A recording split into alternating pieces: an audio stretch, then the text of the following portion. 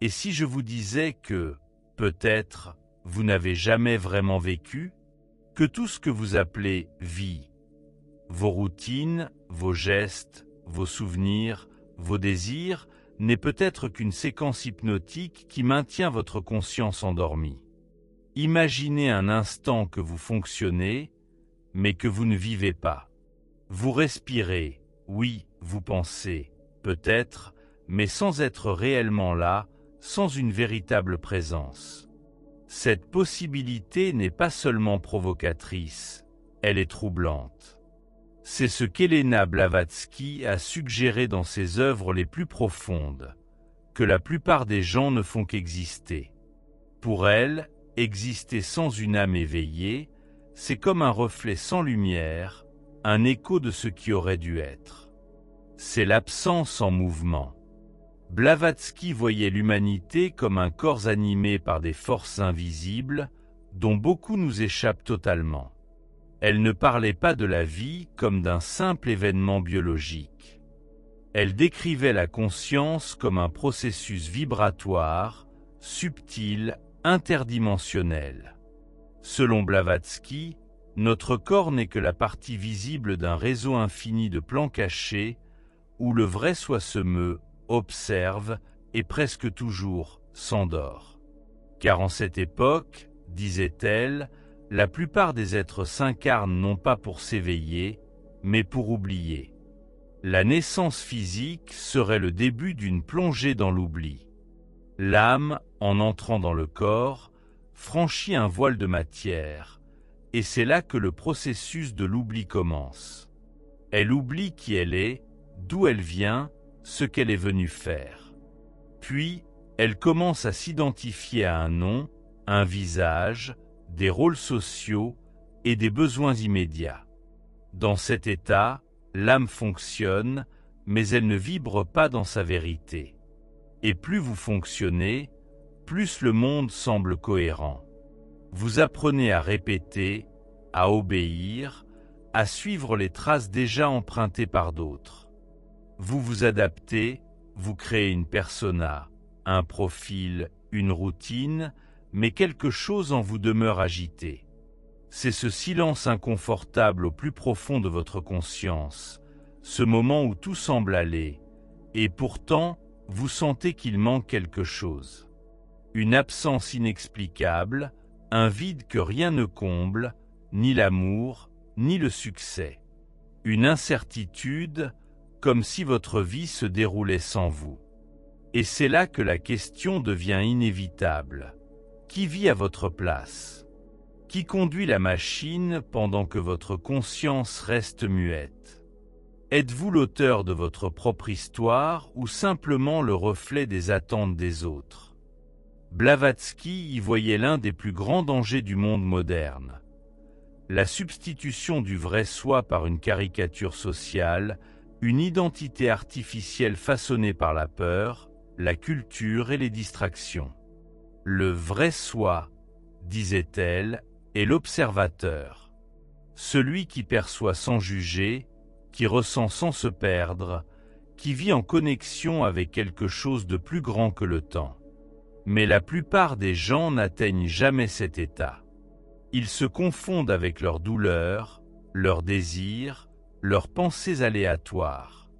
Ils deviennent prisonniers de leurs propres habitudes. Et à chaque répétition, à chaque réaction automatique, l'âme s'enfonce plus profondément dans le néant. La question se pose alors, combien de personnes ne sont vivantes qu'au sens physique, mais mortes spirituellement? Combien marchent dans les rues, parlent, produisent, interagissent, sans être réellement présentes? Combien n'ont jamais écouté leur voix intérieure? Jamais cessé de ressentir le silence derrière leurs pensées? Elena Blavatsky ne parlait pas de ces choses sur un ton moralisateur, mais comme un avertissement compatissant. Selon elle, l'âme ne meurt pas, mais elle peut s'éteindre. Elle peut s'oublier à tel point qu'elle atteint un point où elle ne fonctionne qu'en mode automatique. C'est alors que la vie devient une séquence de répétitions. Les mêmes erreurs, les mêmes mots, les mêmes décisions qui ne mènent nulle part. Il doit y avoir une rupture, une interruption du flux hypnotique. Et parfois, cette rupture vient de la douleur, d'un accident, d'une perte, d'une crise. Quelque chose qui brise l'illusion de continuité, qui vous force à vous arrêter et à vous demander « Qui suis-je ? Que fais-je ici ? D'où vient ce vide que toutes les réalisations n'ont pas comblé ?» Et alors, pour la première fois, quelque chose en vous bouge, une étincelle de lumière s'allume. Ce n'est pas un miracle, c'est une mémoire. L'âme commence à se souvenir qu'elle n'est pas ce corps, pas ce nom, pas ce rôle, mais une présence éternelle qui traverse les réalités, qui observe les mondes, qui porte une connaissance silencieuse au-delà du temps. Blavatsky appelait cela l'éveil caché, un souvenir qui ne vient pas de l'esprit rationnel, mais d'un frisson intérieur, un appel qui résonne au plus profond de l'être. Et quand cela arrive, plus rien n'est pareil, car vous commencez à comprendre que vous avez fonctionné, mais pas vécu, et que la vie, en substance, exige quelque chose que le monde n'enseigne pas. Le silence, la présence, l'écoute, le courage de sortir du courant. Il faut ralentir, désapprendre, s'asseoir avec le vide et ne pas essayer de le combler avec des distractions. Il faut regarder à l'intérieur de soi et se demander avec une honnêteté brutale : suis-je ici ? Suis-je vraiment ici ? Et si la réponse est non, il est encore temps. L'âme ne meurt pas, elle attend. Elle attend le moment où vous cesserez de fuir, où vous reconnaîtrez que vous ne savez pas, où vous comprendrez que jusqu'à présent, vous avez vécu à la surface de vous-même. Et à ce moment-là, quelque chose s'ouvre, une nouvelle écoute, un nouveau regard, et avec cela, une nouvelle responsabilité. Vivre non pas comme un corps qui réagit, mais comme une conscience qui choisit, qui ressent, qui perçoit, qui s'aligne sur ce qui est vrai. Même quand cela fait mal, même quand cela détruit tout ce que vous pensiez être, car l'éveil est inconfortable. C'est une sorte de mort symbolique. La mort de la persona, la mort du conditionnement, la mort du bruit mental. Mais c'est dans cette mort que l'âme recommence à respirer, et vous commencez enfin à vivre. C'est pourquoi la première partie de ce voyage doit commencer par un choc. Un miroir, une rupture de l'illusion. Peu importe que vous croyiez au plan subtil, à la physique quantique, à la multidimensionnalité ou non. La vérité est que vous savez, au plus profond de vous, vous savez. Vous savez qu'il manque quelque chose. Vous savez que cette vie, telle qu'elle est, ne suffit pas. Que ce fonctionnement ne suffit pas. Que quelque chose en vous implore une présence, un sens, un silence. Et c'est là que l'invitation se présente. Ce n'est pas une vidéo ordinaire, c'est un appel à ne pas croire en quelque chose, mais à regarder plus profondément, à douter des réponses toutes faites, à faire taire le bruit et à écouter la voix qui se tient derrière tout cela. La même voix que Blavatsky entendait quand elle disait que la conscience est éternelle et que le plus grand péché humain n'est pas de commettre des erreurs, mais de s'oublier soi-même. C'est le premier pas du voyage, un voyage spirituel. Un voyage entre les plans, entre l'automatique et l'éveillé, entre le corps qui marche et l'âme qui se réveille enfin. Mais pour continuer, il faut du courage. Le courage d'admettre que, peut-être, vous n'avez jamais vraiment vécu. Le courage de regarder votre routine, vos habitudes, votre silence et de demander « Y a-t-il une présence ici? Y a-t-il une conscience? Ou est-ce que je ne fais que répéter ce qu'on m'a appris, ce qu'on attend de moi, ce qui m'empêche d'être ce que je suis vraiment ?» Cette question peut tout changer, mais elle exige de vous d'abandonner les réponses faciles, de sortir de votre zone de confort et de foncer. Il n'y a pas de carte, pas de garantie. Une seule chose est sûre. Si vous continuez à fonctionner, vous vivrez une existence prévisible, sûre et profondément vide. Mais si vous décidez de vous éveiller, vous accéderez à quelque chose d'inexplicable, qui ne peut être que vécu. Et personne ne peut faire ce choix à votre place. Seul vous pouvez décider si vous continuerez à exister comme une ombre programmée, ou si vous oserez devenir une lumière au milieu des ténèbres du monde. Blavatsky disait que l'éveil ne se produit pas avec des mots, mais avec des vibrations. Et peut-être que si vous avez ressenti quelque chose ici, ce n'était pas le texte, c'était votre âme. Elle a bougé, elle a reconnu, elle s'est souvenue, parce qu'elle n'a jamais été morte. Elle attendait juste que vous vous arrêtiez et que vous écoutiez. Alors, maintenant que vous êtes arrivé si loin, il y a une dernière question. Et si cet inconfort que vous ressentez, cette subtile agitation, ce sentiment qu'il manque quelque chose, n'était pas un défaut, mais un appel à cesser de simplement fonctionner et à commencer, pour la première fois, à vivre? Vous êtes-vous déjà demandé pourquoi vous ressentez ce lourd fardeau sur la poitrine, même quand tout semble aller bien? Avez-vous déjà ressenti ce vide inattendu au milieu d'un moment de bonheur? Comme si quelque chose n'allait pas, mais que vous ne saviez pas quoi. Avez-vous déjà ressenti qu'il y a un voile entre vous et le monde? Comme si vous voyiez tout, entendiez tout, mais de loin, tel un spectateur à l'intérieur de votre propre corps? Peut-être pensez-vous que c'est de la fatigue, de l'anxiété ou le manque de quelque chose d'extérieur. L'amour, un but, un changement. Mais si c'était autre chose? Et si c'était l'écho d'une vérité que vous n'avez jamais osé affronter?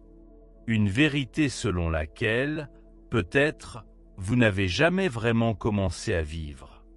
Elena Blavatsky affirmait que la naissance, telle que nous la comprenons, n'est pas une illusion totale. Ce que nous appelons le début de la vie est en réalité une immersion dans le néant. Nous naissons non pas comme des âmes éveillées, mais comme des consciences recouvertes de couches de conditionnement, de peur et de mémoire fragmentée. Nous naissons, oui, mais spirituellement, peut-être pas. Nous naissons morts à l'esprit, vivant seulement pour les sens.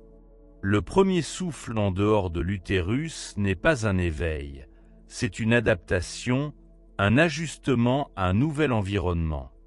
Le corps commence à fonctionner, mais la conscience reste souvent silencieuse. La vie commence sans la pleine présence de l'esprit. Dès le premier instant, nous apprenons à appartenir, à plaire, à nous intégrer. L'âme, encore tendre, se souvenant encore d'autres sphères d'existence, commence à s'adapter à la densité de la matière. Vous commencez à oublier, à vous distraire, à vous identifier à votre peau, à votre nom, à vos yeux qui voient le monde de l'extérieur vers l'intérieur. Les premiers mots sont mémorisés, les premiers gestes sont loués ou corrigés, et peu à peu, une entité se forme, se densifie, se comprime en une identité. Nous naissons, oui, mais nous naissons dans une illusion, dans la prison d'un monde qui nous enseigne à agir, mais pas à nous souvenir.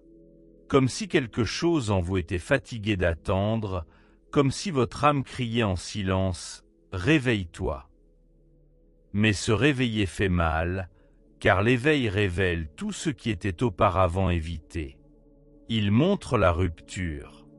Il montre les endroits où vous avez simplement survécu. Et il pose des questions auxquelles il n'y a pas de réponse rapide. Que fais-je ici? Est-ce vraiment ma vie? Que ai-je oublié? Peut-être avez-vous déjà ressenti cet appel? Peut-être le ressentez-vous maintenant? Peut-être est-ce pour cela que vous lisez ceci en ce moment même? Voici une traduction et une adaptation du texte en français, rédigée du point de vue d'un homme et légèrement enrichie, avec une structure en paragraphes distincts, visant à atteindre la longueur demandée. Peut-être commencez-vous à ressentir cette étrange certitude, cette intuition grandissante qu'il y a en vous quelque chose de sacré, quelque chose qui aspire à naître.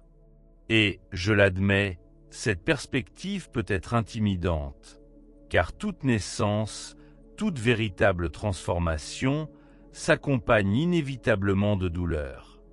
C'est un passage obligé, une traversée qui implique de laisser derrière soi les couches protectrices qui, jusqu'à présent, nous ont voilé la vérité.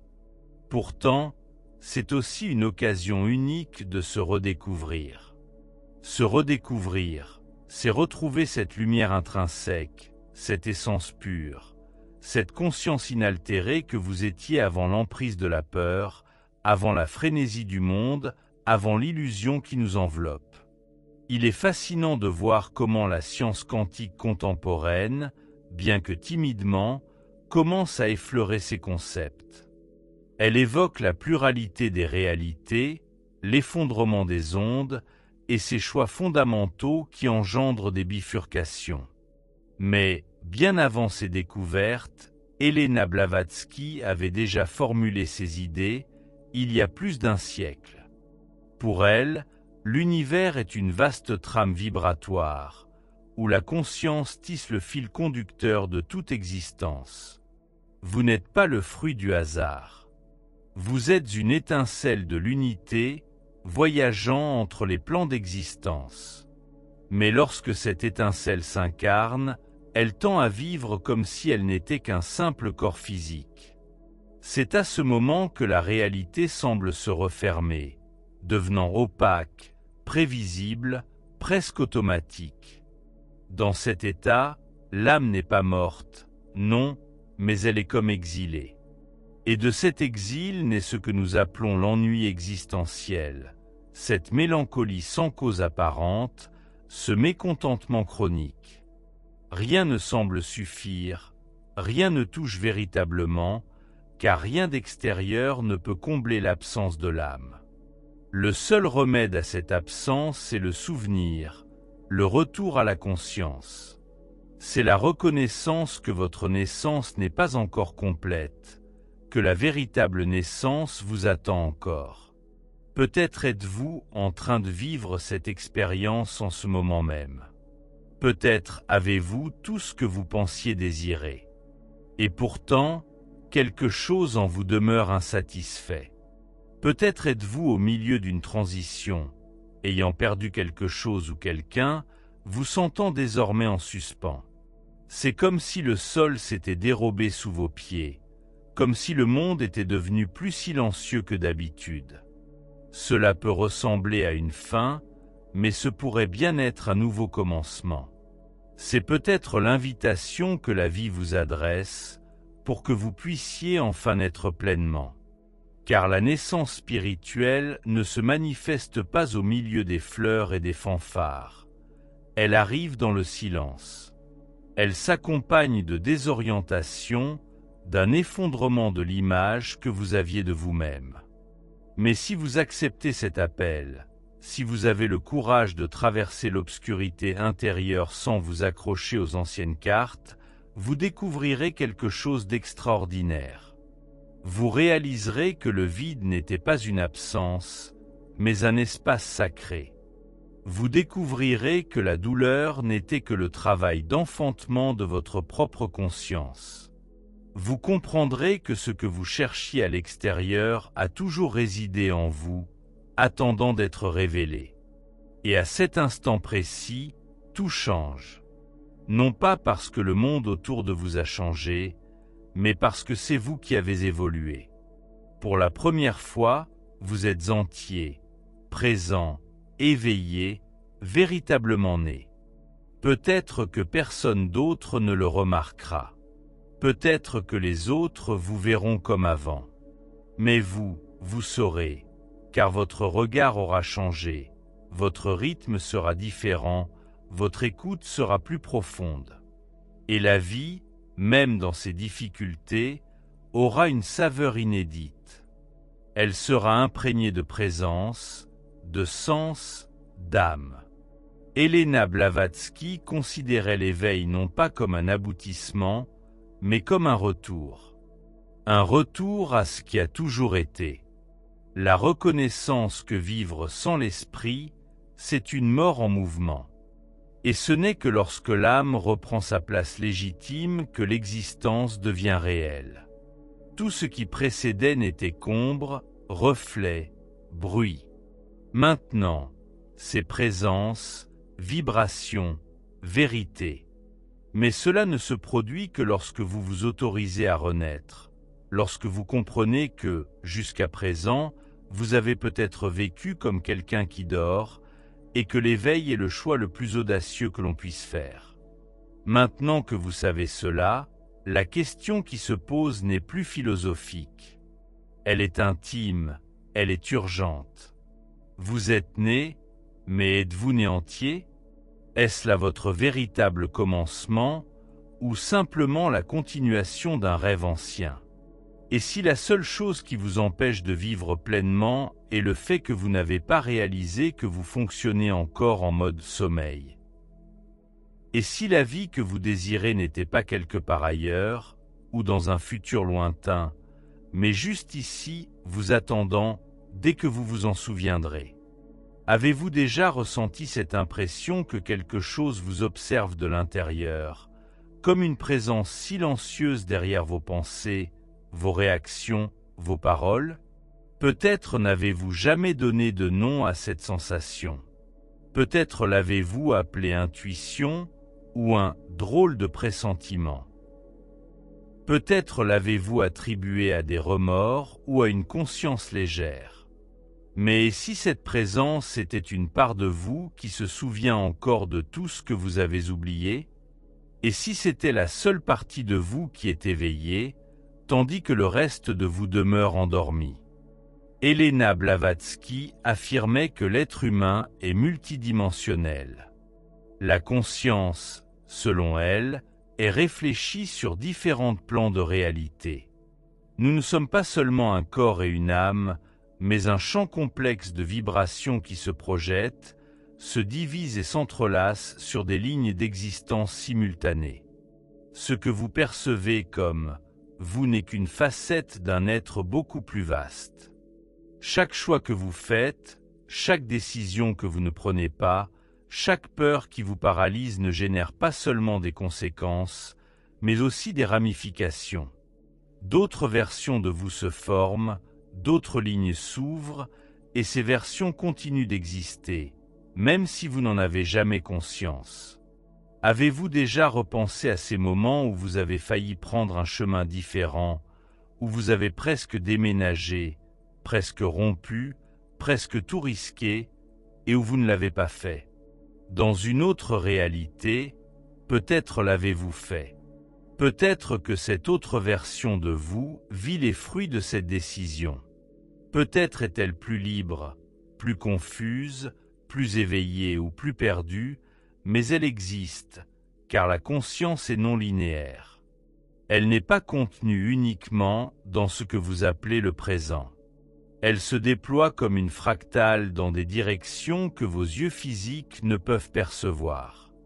Combien de versions de vous existent en ce moment précis? Combien d'entre elles errent dans des réalités parallèles où tout s'est bien passé, ou au contraire, où tout s'est effondré? Helena Blavatsky considérait que ces ramifications n'étaient pas de simples métaphores, mais des faits vibratoires. Pour elle, ce que nous appelons le monde physique n'est qu'une projection condensée d'un univers plus subtil, plus fluide, plus vivant que ce que nous pouvons percevoir. Et la conscience, en faisant des choix, ne se contente pas d'avancer. Elle se courbe, elle se duplique, elle se propage. D'où cette étrange sensation de déjà-vu. Ce pressentiment puissant qui vous a fait changer de direction. Ce rêve trop intense pour n'être qu'un simple rêve. Peut-être que ce ne sont pas des coïncidences, mais des échos. Des échos d'autres réalités où vous êtes aussi, où vous avez été, où vous êtes mort.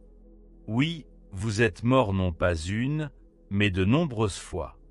Sur plusieurs lignes, à des bifurcations imperceptibles, votre conscience a dit au revoir. Mais vous ne vous en souvenez pas, car dans la réalité où vous continuez d'exister, l'expérience de la mort ne se produit jamais. Et c'est un paradoxe qui défie la logique. Car si vous ne vivez jamais votre propre mort, comment pouvez-vous savoir qu'elle est réelle? Que ressentez-vous en pensant qu'il existe peut-être des versions de vous qui n'ont pas eu cette chance, qui sont tombées d'une falaise, qui sont tombées malades, qui ont été victimes d'accidents, qui ont abandonné? Ressentez-vous de la peur, du déni, ou une étrange familiarité? Et si cette tristesse sans cause, ce deuil subtil, était le souvenir d'une partie de vous qui se souvient, qui sait que quelque part ailleurs, vous n'avez pas continué? La physique quantique moderne, en particulier l'interprétation des mondes multiples, suggère déjà une telle possibilité. Chaque événement, aussi minime soit-il, peut engendrer une nouvelle ligne de réalité. À chaque choix, l'univers se divise. Vous choisissez le café, quelqu'un d'autre choisit le thé. Vous quittez la maison, quelqu'un d'autre reste. Vous survivez, quelqu'un d'autre meurt. Mais votre conscience, le point d'attention que vous appelez maintenant « je », ne se poursuit que sur la ligne où la vie continue. Toutes les autres continuent sans vous. Mais continuent-elles sans vous, ou une partie de vous, de votre énergie, de votre mémoire, de votre âme, y demeure-t-elle? Helena Blavatsky croyait que la conscience est une substance subtile qui peut s'étendre au-delà du temps et de l'espace. Que le vrai soi n'est pas un point fixe, mais un champ. Un champ vivant qui interagit avec d'autres réalités, même sans en avoir conscience. Et c'est pourquoi, parfois, vous ressentez des choses que vous ne comprenez pas. Une mélancolie de l'inexistence, une peur sans racine, une nostalgie qui ne trouve pas de nom. Ce sont des fragments, des signes d'une partie de vous qui essaie de revenir, d'essayer de vous rappeler qu'il y a quelque chose de plus grand ici et maintenant. Et lorsque vous ignorez ces signes, que se passe-t-il? Vous vous éloignez, vous vous durcissez, vous devenez automatique, vous perdez le contact avec l'immensité qui vous compose, et vous commencez à croire que la vie n'est qu'un ensemble de tâches, une succession d'objectifs, un flux répétitif entre fatigue et devoir. Mais quelque chose en vous continue d'appeler, continue d'attendre que vous vous arrêtiez, que vous écoutiez, que vous reveniez. Le sentez-vous maintenant? Pensez à ces moments où quelque chose semblait étrange, mais que personne ne le remarquait. Pensez à ces moments où vous saviez, mais ne saviez pas pourquoi. Aux rêves qui semblaient des messages. À la douleur qui venait sans raison. À cette sensation que quelque chose d'invisible essayait de vous atteindre. Et si ces manifestations étaient précisément cela? Des tentatives de votre conscience totale de se réunifier, de s'intégrer, de se souvenir de qui vous êtes au-delà de ce qui vit ici? Blavatsky parlait du soi supérieur, une instance de conscience qui observe toutes ces versions simultanément. Un observateur silencieux qui ne juge pas, n'interfère pas, mais qui garde l'essence de votre véritable être. Vous pouvez l'appeler votre âme, votre esprit, votre essence divine, l'important est qu'il soit là. Il a toujours été là. Il attend que vous cessiez de vous identifier au masque, que vous arrêtiez de courir après la prochaine chose. Que vous regardiez à l'intérieur et que vous demandiez « Qui observe mes pensées ?» Cette question peut changer votre vie. Avez-vous déjà songé que ce que nous appelons la « vraie vie » n'est peut-être qu'une infime partie de ce qui se déroule réellement? Que derrière les obligations, les factures et les conversations quotidiennes se cache une autre intrigue, silencieuse, invisible, mais d'une profondeur insoupçonnée, où tout ce que vous ressentez, pensez et rêvez s'entremêlent avec des réalités que vos yeux ne perçoivent pas encore. Et si ce que vous ignorez forgeait justement votre être intérieur? Et si ce que vous considérez comme une simple coïncidence était en réalité un appel voilé émanant de la partie la plus éveillée de vous-même? H.P. Blavatsky affirmait que le monde visible n'est qu'une coquille de l'œuf cosmique. Elle soutenait que derrière tout ce que nous percevons par nos sens se trouve un champ vivant, intelligent et réactif. Ce champ, que beaucoup aujourd'hui nommeraient le champ quantique, est modelé par la conscience. Il ne se contente pas de refléter, il répond. Il ne se contente pas d'exister, il ressent. La science contemporaine, avec ses découvertes de plus en plus audacieuses en physique des particules, commence à peine à reconnaître ce que les mystiques savaient depuis longtemps. La réalité n'est pas figée. Elle est probabiliste, malléable, instable et profondément réceptive à l'observation. Une étude publiée dans le Journal of Consciousness Studies a révélé quelque chose d'intrigant. Lorsque des observateurs humains prêtent attention aux particules subatomiques, leur comportement change. Elles agissent différemment lorsqu'elles savent qu'elles sont observées. Cela défie toutes les lois classiques. Pourtant, Blavatsky l'avait déjà formulé autrement. La matière se soumet à l'intention, les atomes, les corps et les événements ne sont que les manifestations visibles de causes invisibles, de causes vibratoires. C'est pourquoi elle ne considérait pas la souffrance comme une simple erreur d'existence, mais comme un code, un réflexe, un langage de l'âme cherchant à nous alerter que quelque chose doit être repensé. Mais comment décrypter ces codes? Comment savoir si ce que vous vivez est une simple conséquence physique ou le symptôme d'une profonde déchirure spirituelle? Prenez l'exemple de Lucia. Elle menait une vie en apparence paisible, une famille stable, un bon travail, la sécurité matérielle. Pourtant, chaque nuit avant de s'endormir, une sensation de vide l'envahissait. Une vacuité silencieuse qui grandissait année après année. L'insomnie a suivi, puis les crises de panique. Médecins, médicaments, thérapie. Rien ne semblait pouvoir atteindre la source de son mal-être. Jusqu'à ce que, lors d'une retraite silencieuse, elle entende une phrase simple.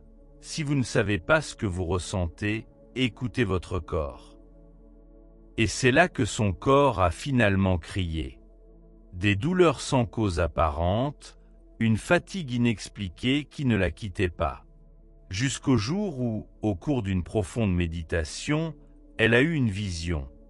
Elle s'est vue enfant, les yeux levés vers le ciel, se demandant « Pourquoi suis-je ici si je ne peux pas être qui je suis ?» Elle a ensuite pleuré pendant des heures, non pas de douleur, mais de libération. C'est là toute l'essence. Vous pouvez fonctionner à merveille, mais cela ne signifie pas que vous êtes vivant. Vous pouvez être physiquement sain et spirituellement malade. Vous pouvez remplir tous vos rôles et ne pas savoir qui vous êtes. Un récent sondage de l'OMS a révélé que 60% des personnes dans le monde déclarent vivre en pilote automatique. 60%. C'est plus de la moitié de l'humanité qui fonctionne sans âme, sans présence, sans le sentiment de faire réellement partie de ce qu'elle vit. Est-ce normal, ou est-ce le signe que quelque chose est fondamentalement défectueux dans la manière dont nous avons été éduqués à exister? Et si le plus grand traumatisme de l'humanité n'était ni la guerre, ni la pauvreté, ni la tragédie, mais l'oubli de soi, l'éloignement de notre essence, la déconnexion du champ spirituel qui nous relie les uns aux autres, au temps, à la terre, au cosmos? Blavatsky disait que le plus grand poison de l'âme n'est pas la douleur, mais la superficialité. C'est lorsque les gens échangent leur profondeur contre la performance, leur intuition contre la routine, leur force créatrice contre la répétition. Nous vivons dans un monde où tout doit avoir une fonction, un but et un résultat. Et nous oublions simplement d'être, de ressentir, de percevoir, d'écouter ce que l'univers nous dit quand tout semble s'écrouler. Avez-vous déjà remarqué comment certaines maladies apparaissent lorsque vous êtes émotionnellement épuisé? Comment certaines personnes disparaissent de votre vie sans explication? Comment parfois, après une perte, une illumination inattendue surgit? Ce ne sont pas des coïncidences, c'est une réaction vibratoire. C'est un mouvement intérieur qui se manifeste à l'extérieur. Et c'est aussi de la physique, pas seulement de la spiritualité. Des scientifiques de l'Institut Atmat ont découvert que le cœur humain émet un champ électromagnétique bien plus puissant que celui du cerveau, et que ce champ est sensible à l'environnement, aux émotions et aux intentions. Lorsque nous ressentons de la gratitude, ce champ s'étend. Lorsque nous ressentons de la peur ou de la colère, il se contracte. Cela signifie que la réalité autour de nous change en fonction de ce que nous ressentons. Imaginez maintenant que vous passez votre vie à ressentir ce qui ne vous appartient pas, à faire ce que vous ne voulez pas, à dire ce à quoi vous ne croyez pas. Que créez-vous? Que vibrez-vous? Que nourrissez-vous? Le monde autour de vous est-il le reflet de votre moi authentique ou un masque que l'on vous a forcé à porter? Un jeune homme nommé Andrés, après un accident presque fatal, a déclaré dans une interview que dans les secondes où il pensait mourir, il n'avait pas vu sa vie comme un film d'événements, mais comme une toile de sensations qu'il avait ignorée. Il a dit que son plus grand regret n'était pas ce qu'il n'avait pas pu faire, mais ce qu'il n'avait pas pu ressentir. Et cette phrase contient une rare vérité. Nous devenons des experts en matière de faire, mais nous ne sommes pas lettrés en matière de vivre. La réalité quantique, telle que décrite par Blavatsky, est faite de subtilité, d'espace entre les pensées, de vibrations inexprimées. Elle croyait que pour vivre pleinement, il fallait être entier dans chaque geste, qu'un regard sincère pouvait changer le champ autour de soi, qu'un mot prononcé avec intention pouvait guérir, qu'un choix fait consciemment pouvait modifier une ligne temporelle. Et vous, êtes-vous entier en ce moment? Êtes-vous vraiment là? Ou êtes-vous en train de parcourir ce texte en pensant à d'autres choses?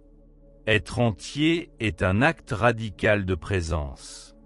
Et c'est aussi une porte, car ce n'est que lorsque vous êtes suffisamment entier pour prendre conscience de votre absence que vous commencez à marcher sur le chemin du retour. Ce chemin n'est pas fait de formules toutes faites.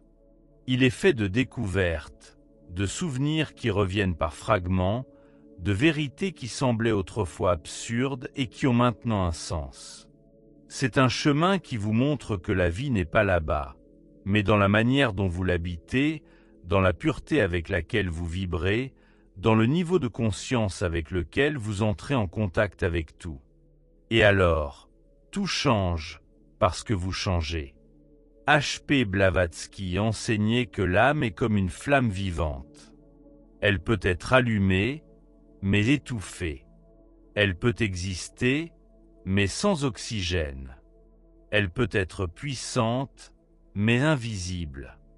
Et cette flamme ne s'étend que lorsque vous commencez à dire la vérité, à vivre ce que vous ressentez, à chercher ce qui n'est pas visible mais qui palpite dans le silence. Le ressentez-vous maintenant? Peut-être que ce que vous vivez actuellement, la crise, le doute, l'épuisement n'est pas une erreur.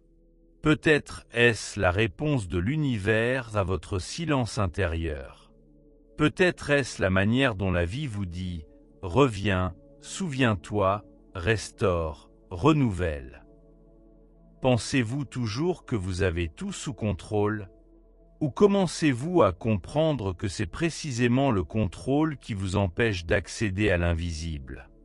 La vie ne veut pas que vous fonctionniez. Elle veut que vous vibriez. Elle veut que vous vous souveniez. Elle veut que vous choisissiez.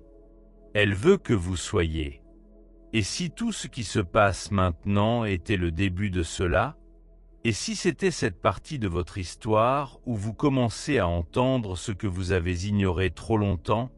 Et si, à partir de ce moment, tout ce qui semble insensé était en réalité un code secret de votre âme, cherchant à vous ramener au centre? C'est une question que vous devez emporter avec vous dans la prochaine étape, car la réponse n'est pas dans les mots, elle est dans le chant.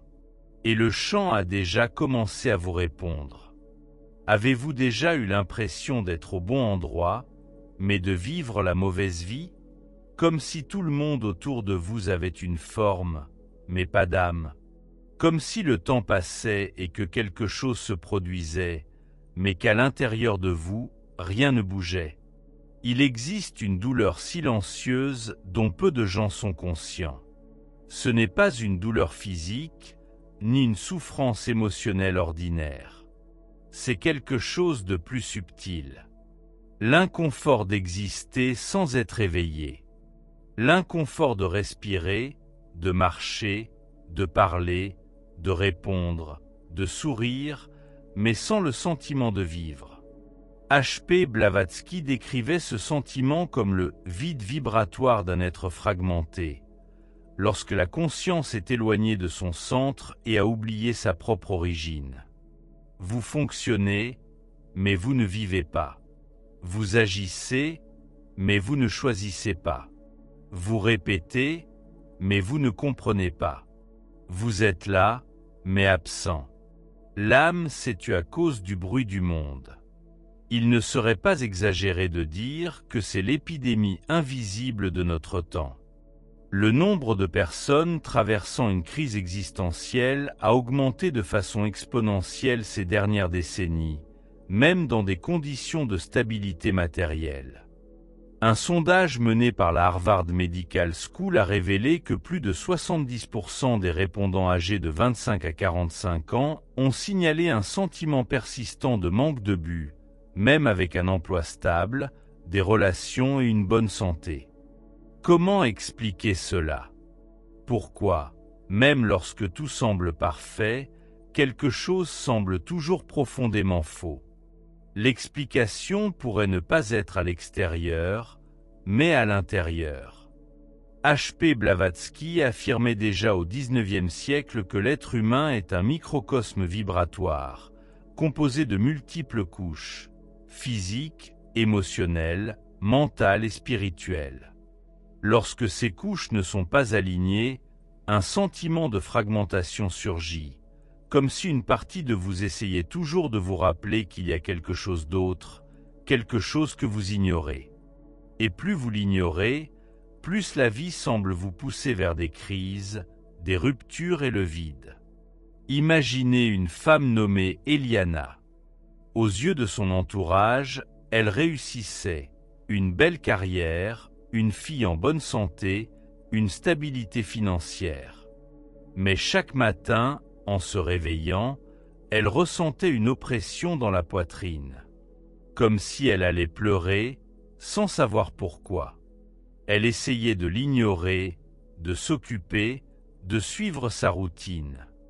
Jusqu'au jour où, dans un supermarché, en entendant une musique de fond, une vieille mélodie de son enfance, elle s'est arrêtée, a regardé un fruit et a éclaté en sanglots. Personne ne comprenait, pas même elle. Mais à ce moment précis, un souvenir a refait surface. Elle s'est souvenue de qui elle était avant de commencer à faire plaisir aux autres, avant d'accepter un travail qu'elle n'aimait pas, avant de se taire pour maintenir la paix. Elle s'est souvenue de qui elle voulait être et a réalisé à quel point elle s'était oubliée. C'est cette déconnexion vibratoire que Blavatsky a soulignée. Et elle n'est pas seulement individuelle, elle est dans la sphère collective. Nous vivons dans une société qui valorise l'apparence de la vie, mais pas son essence. Nous parlons de productivité, d'efficacité, de résultat. Mais où est la présence? Où est le silence? Où est la vérité inexprimée qui vit en chacun de nous? Le monde moderne a créé une dangereuse illusion. Être occupé, c'est être vivant. Avoir des choses, c'est avoir un sens. S'intégrer, c'est être satisfait. Mais il y a une partie de l'âme qui n'accepte jamais ce compromis. Et c'est cette partie qui souffre en silence. C'est cette partie qui envoie les symptômes, qui génère l'inconfort, qui sabote la routine qui n'est pas la vérité. Elle essaie par tous les moyens de vous rappeler que la vie est plus que de fonctionner. Votre vie continuera de ressembler à un miroir brisé, reflétant des fragments épars de vous-même. Mais il y a toujours un tournant. Ce moment survient souvent au cœur d'une crise, lorsque quelque chose se rompt, qu'une perte bouleverse votre routine ou que ce qui vous soutenait s'effondre. C'est alors, pour la première fois, que vous vous arrêtez. Dans cette pause, vous écoutez. En écoutant, vous ressentez. En ressentant, vous vous souvenez. Et en vous souvenant, vous commencez à revenir. C'est là que la vraie vie commence. Non pas dans la perfection, mais dans la réunification. Non pas dans la certitude, mais dans le sentiment authentique. Non pas dans le contrôle, mais dans la présence. À partir de ce moment, le monde extérieur peut rester inchangé, mais vous n'êtes plus le même, car une conscience, une pleine conscience, un choix vibratoire sont désormais présents. C'est cela, la véritable spiritualité. Ce n'est pas une fuite, mais un retour. C'est un retour au corps avec l'âme. C'est un retour à la vie quotidienne avec une pleine conscience. C'est regarder l'autre et, enfin, vous voir vous-même. Blavatsky a dit que le véritable initié est celui qui accepte de perdre tout ce qui n'est pas essentiel afin de trouver ce qui est éternel. C'est le sacrifice sacré. Non pas la souffrance elle-même, mais le courage de laisser mourir ce qui est déjà mort en vous. C'est abandonner une version fonctionnelle de vous-même pour renaître en tant que présence vivante. Êtes-vous prêt à mourir pour cela, à laisser votre personnalité brisée révéler votre essence intacte? C'est la question qui marque le seuil de la transformation, car l'âme ne se montre qu'à ceux qui ont le courage de retirer leur masque.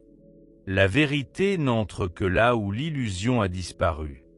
Le miracle ne se produit que là où le contrôle a été relâché.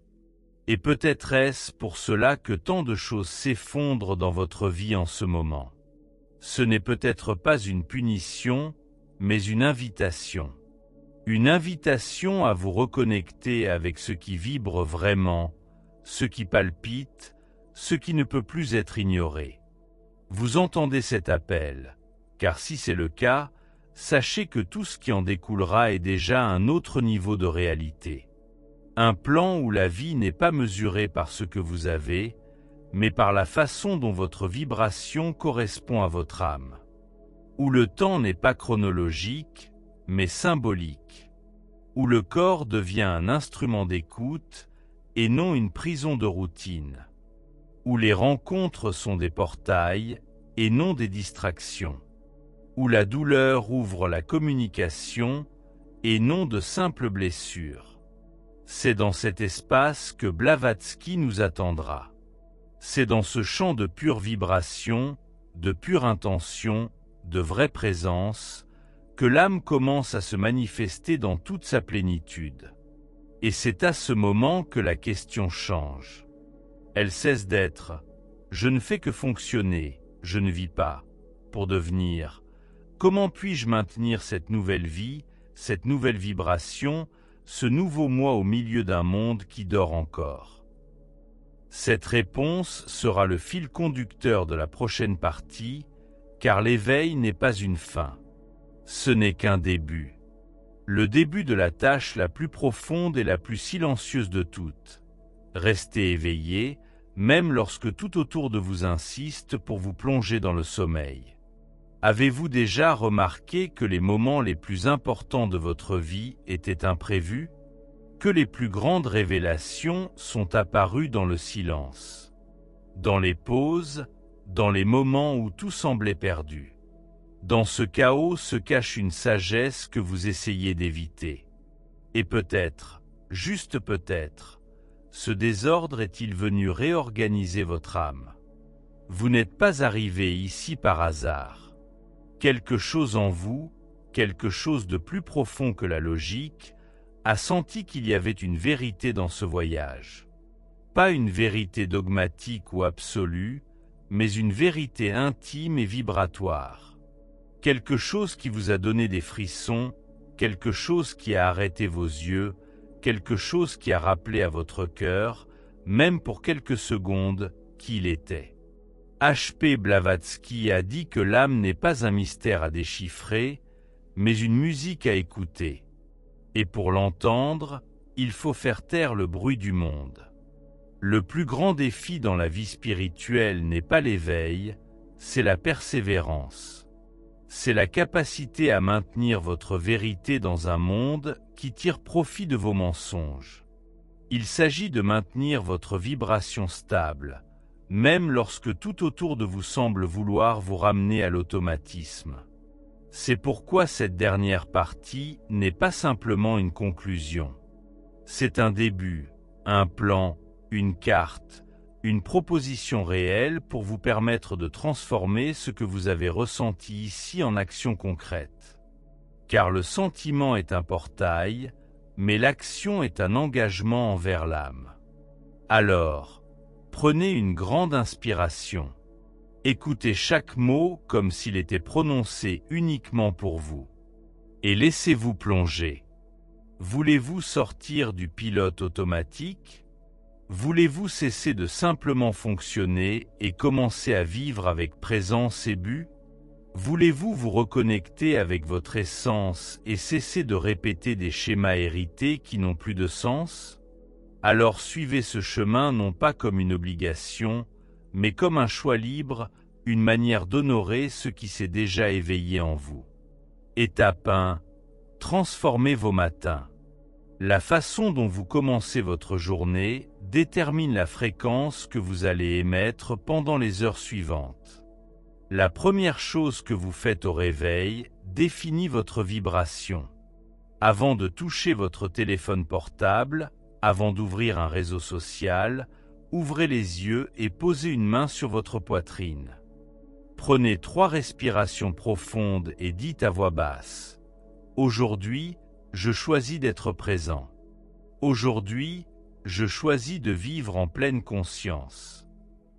Cette simple phrase, répétée avec une intention véritable, commence à reprogrammer votre champ énergétique.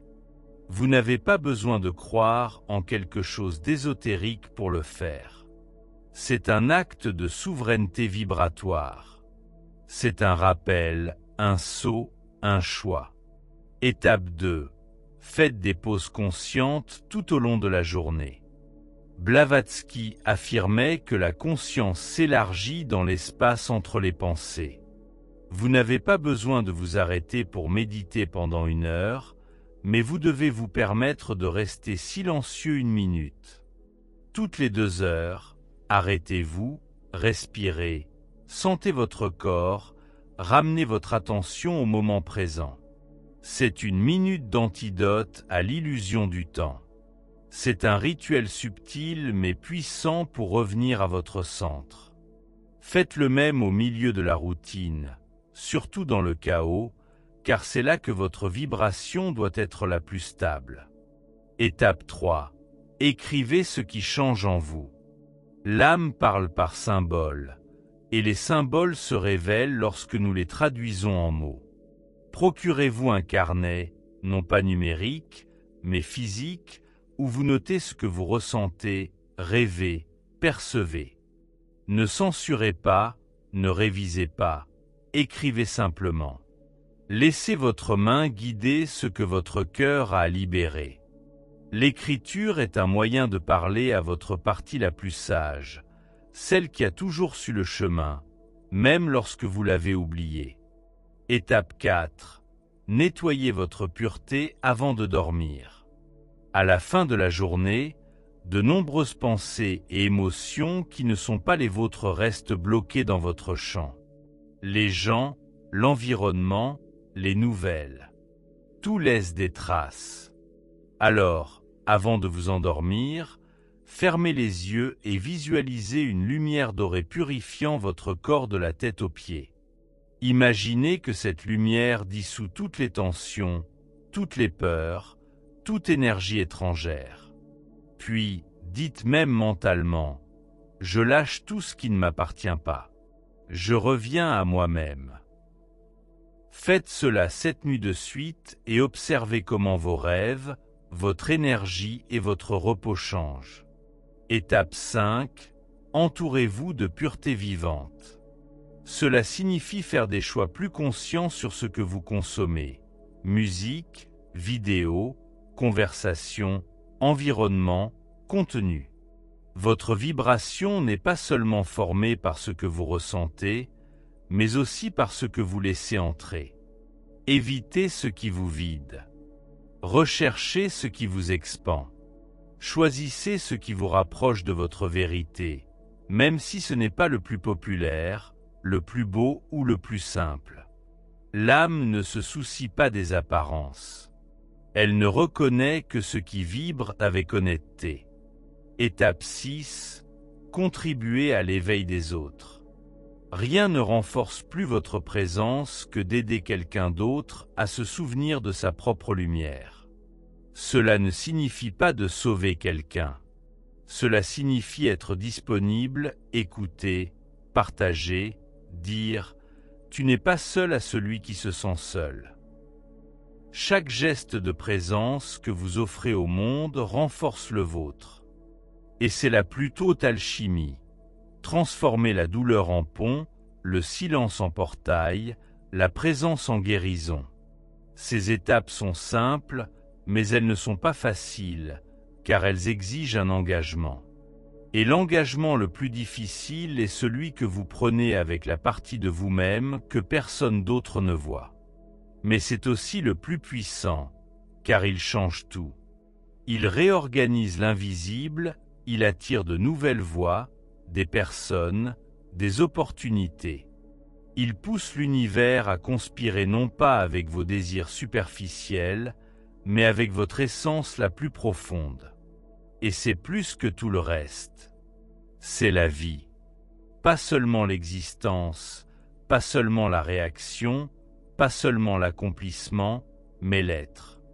Le sentiment, la vibration, le choix d'aimer, l'éveil même dans un monde qui insiste pour dormir. H.P. Blavatsky a dit que l'esprit est comme une flamme cachée sous une montagne. La plupart des gens creusent dans les mauvaises directions. Peu ont la patience et le courage de creuser à l'intérieur. Mais ceux qui creusent trouvent. Vous avez creusé, vous êtes allé si loin. Vous l'avez senti. Que allez-vous en faire maintenant ? Allez-vous conserver ce contenu comme une simple vidéo de plus que vous avez regardé, ou allez-vous l'utiliser comme un tournant silencieux mais définitif ? Parce que quelque chose en vous a changé, vous le savez, et maintenant le monde autour de vous commencera à refléter ces changements. Petit à petit, dans les signes, dans les synchronicités, dans les personnes qui disparaissent, dans la douleur qui cesse, dans les visions qui semblaient lointaines et qui ont maintenant un sens. La vie ne veut pas vous punir, elle veut vous éveiller. Tout ce qui vous a été montré jusqu'à présent, toute la douleur, le vide, la révélation, fait partie de cet appel. Mais il ne sera complet que si vous répondez. Alors, avec tout ce que vous êtes, avec tout ce que vous avez ressenti, avec tout ce qui palpite encore silencieusement en vous, répondez, appliquez, transformez-vous et marchez. Si ce voyage a résonné en vous, Si quelque chose en vous s'est éveillé ou a été vraiment touché, je vous invite à continuer avec nous. Abonnez-vous à la chaîne. Aimez cette vidéo pour qu'elle atteigne davantage d'âmes qui ont besoin de ce message. Et si vous le souhaitez, partagez votre expérience ici dans les commentaires. Même si c'est anonyme, vous n'êtes pas seul, et ce n'est que le début.